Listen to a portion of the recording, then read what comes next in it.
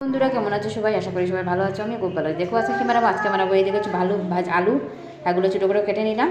এটা বানাবো ফুরন দিয়ে, ফুরান আলু ভাজা। আমার খুব ভালো লাগে খেতে। এই দেখো আলুগুলো কেটে নিলাম, দিয়ে দেখো কড়াইটা ধুয়ে নিয়েছি। এখন তেল ঢেলে দেবো। এবার দেখতে থাকো বন্ধুরা ভিডিওটা। এই যে দেখো কড়াইতে তেল দিয়ে দিয়েছি, এখন ফুরন দিয়ে দেবো। ফুরন দিয়ে দিয়েছি, এখন আলুগুলো ছেড়ে দেবো। এই দেখো আলু ছেড়ে দিলাম, নুন হলুদ দিয়ে দিলাম, এখন নাড়াচাড়া করবো। এই দেখো নাড়াচাড়া করে এখন রেখে দেবো। এভাবে ফুরন আলু ভাজা বানিয়ে খেয়ে দেখবেন। ফুরন দিলে একটা সেন্ট আসে আলাদা, খেতে ভালো লাগে, খুব ভালো লাগবে খেতে। এখন রেখে দিই। ঢাকনটা খুলে নিলাম, এখন নাড়াচাড়া করবো। বন্ধুরা নাড়াচাড়া করে দিয়ে দিলাম।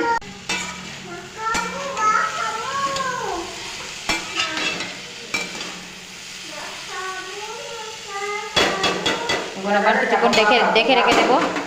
আবার খুলে নিলাম ঢাকনটা, আবার নাড়াচাড়া করবো। এই ভাজিটা খুব অনেক আস্তে ধীরে বানাতে হয়, চটপট করলে আবার জ্বলেও যাবে, ফুলনটাও জ্বলে যাবে, খাওয়ার টেস্টটা চলে যাবে। আস্তে করে বানাতে হয়, একদম চুলার আঁচটা কমিয়ে আস্তে আস্তে।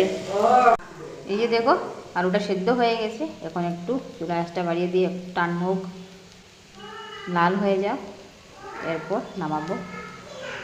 এই দেখো বন্ধুরা আলুটা ভাজা হয়ে গেছে, দেখো লাল লাল হয়ে গেছে মোটামুটি। আর বেশি লাল হলে আবার ভালো লাগবে না খেতে।